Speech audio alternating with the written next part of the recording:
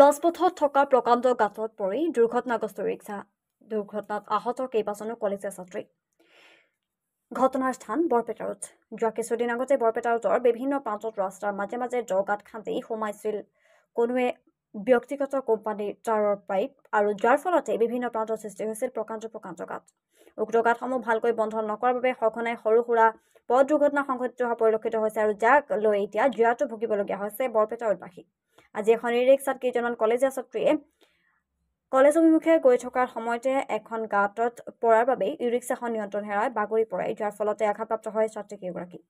প্ৰশ্ন উঠিছে যে সচেতন মহলত কোনো ব্যক্তিগত কোম্পানী কাম তথা ঠিকাদাৰ মইমতালিৰ বাবে ৰাজপথত সৃষ্টি হোৱা প্ৰকাণ্ড গাঁতসমূহ বন্ধ কোনে কৰিব আৰু কিমান দিন এই যন্ত্ৰণা ভোগ কৰিব লাগিব বৰপেটা ৰোডবাসী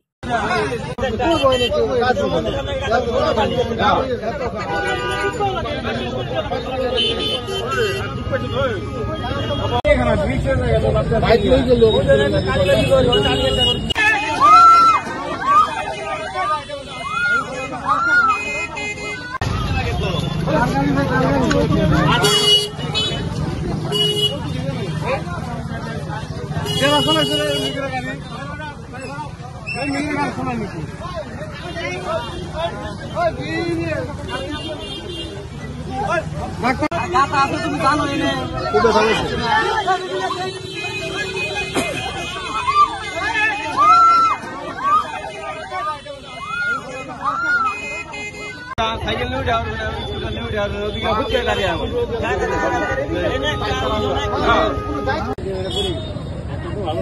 কি অবস্থা